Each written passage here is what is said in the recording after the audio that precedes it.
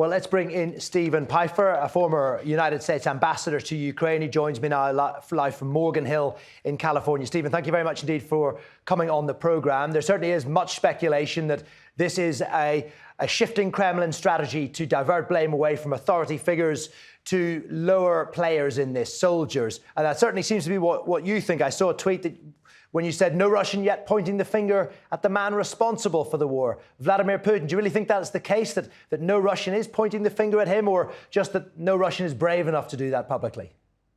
Yeah, well, it's entirely plausible that Russian soldiers were using cell phones, and that allowed Ukrainians to pinpoint where they were. There have been other cases like that over the last 10 months of this horrible war.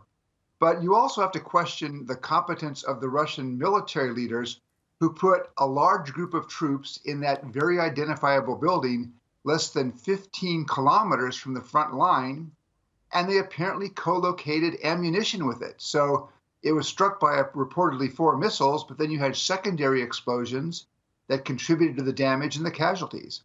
But you'll see now, I think, in Russia, criticism of the competence of the Russian military, but this is very traditional in Russia, is not yet do you have anybody fingering Vladimir Putin. And the reason that those people were there in Makiivka and that they were struck by that attack was because in February of last year, Vladimir Putin launched this war against Ukraine. It does appear that Russia will continue its strategy of targeting Ukrainian infrastructure and energy. And with winter biting, I wonder how long you think the Ukrainian people will be able to cope with that and the impact that it's having. The Ukrainian people will be able to cope. This is yet another in a string of very bad miscalculations by the Kremlin, beginning with the miscalculation to launch the war in February. I believe that what the Russian military and what the Kremlin expect is these kinds of attacks by making things cold, by reducing the water, reducing central heating. They certainly will make life more difficult for the Ukrainian civilians, but there's no sign that it's going to undermine civilian morale. In fact, what you've seen is that the resolve is strengthening, and throughout this war, Russian actions, including, for example, earlier strikes on apartment buildings, the sorts of destruction we saw of Mariupol, what happened in occupied areas, the torture chambers, the mass graves. I think the Russian military thought that this would undermine morale. In fact, it's hardened Ukraine's resolve to resist Russia. It's been counterproductive.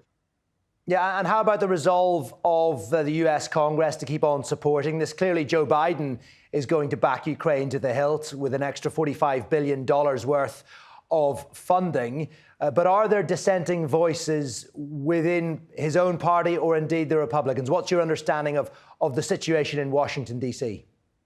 Yeah, well, the $45 billion that was passed in December will allow the U.S. government to fund assistance to Ukraine quite far into 2023.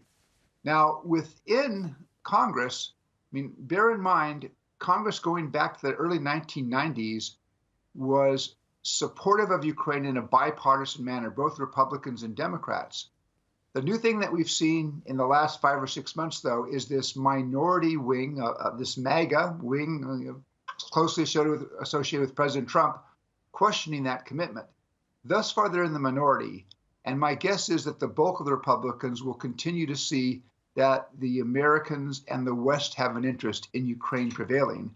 But I do worry sometimes that in the Republican Party, they sometimes subsume their own understanding of American interest to the MAGA line. So I do hope that we can keep that minority view in the Republican Party very much a minority view.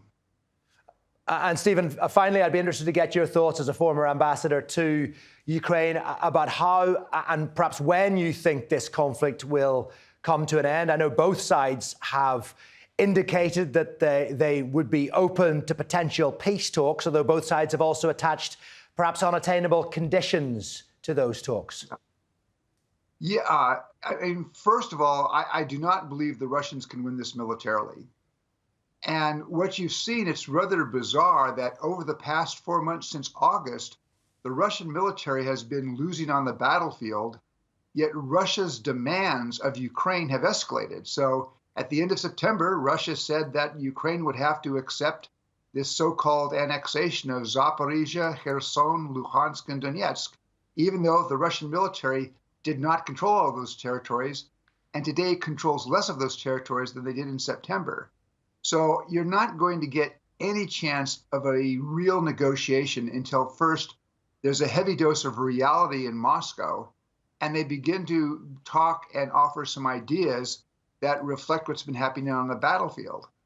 For now, I think the Ukrainians are pretty firm in their resolve, and their demands are understandable. Withdrawal from Ukrainian territory by the Russian military, reparations for the terrific damage that has been done by Russian military action against Ukraine, and holding to account those Russian military personnel who've committed war crimes.